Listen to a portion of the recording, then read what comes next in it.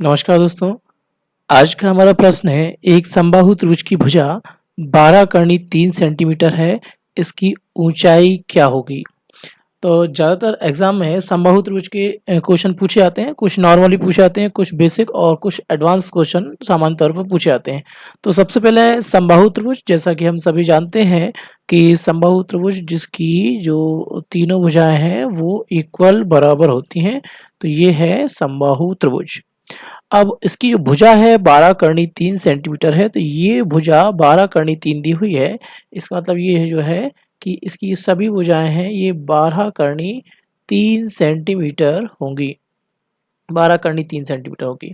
अब इसकी ऊंचाई फाइंड आउट करनी है। तो दोस्तों फर्स्ट ऑफ ऑल हम डायग्राम में अगर देखें तो डायग्राम में अगर हमको ऊंचाई फाइंड आउट करनी है, यहाँ से देखेंगे अगर ये ऊंचाई हमको निकालनी है तो ये वाली वैल्यू अगर 12 है, पूरी वैल्यू अगर ये यहाँ से यहाँ तक 12 है, तो आधी वैल्यू जो हो जाएगी वो हो जाएगी 6 करनी 3, और ये वाली वैल्यू तो 12 करनी 3 ही रहेगी। तो हम क्या कर सकते हैं, ये हमारे पास परपेंडिकुलर लंब हो गया, ये हमारे पास बेस है और ये एक राइट एंगल ट्रायंगल बन रहा है। तो ये समकोण त्रिभुज बनने के कारण जो लंब है पाइथागोरस लगा देंगे हम, लंब का वर्ग प्लस आधार का वर्ग बराबर कर्ण का वर्ग, इससे हम निकाल सकते हैं। तो h की वैल्यू हम फाइंड आउट कर लेंगे। लेकिन चूंकि कॉम्पिटिटिव एग्जाम में हमारे पास इतना समय नहीं रहता है, इसलिए हम क्या करेंगे, सीधा जो पाइथागोरस लगाने के बाद जो हमारे पास वैल्यू आएगी ऊंचाई की, हम वो डायरेक्ट वैल्यू यहाँ पर एक सूत्र के रूप में देख लेंगे कि समबाहु त्रिभुज की जो ऊंचाई होती है ये फार्मूला हम यूज कर लेंगे। क्योंकि वैसे तो हम पाइथागोरस से निकाल सकते हैं, लेकिन इतना हमारे पास एग्जाम में टाइम नहीं है, तो हम क्या कर सकते हैं, समबाहु त्रिभुज की ऊंचाई इसका हम एक फार्मूला जो है वो हम याद ही रखेंगे। समबाहु त्रिभुज की जो ऊंचाई होती है उसको हम h से दर्शा देते हैं, और h बराबर हो जाएगा, जो भुजा है उसको a मान लेते हैं, भुजा का कर्णी 3 गुना और भाग देंगे 2 से। ये जब हम पाइथागोरस लगाएंगे इसको हम a मानेंगे, इसको भी हम a/2 आधा कर लेंगे।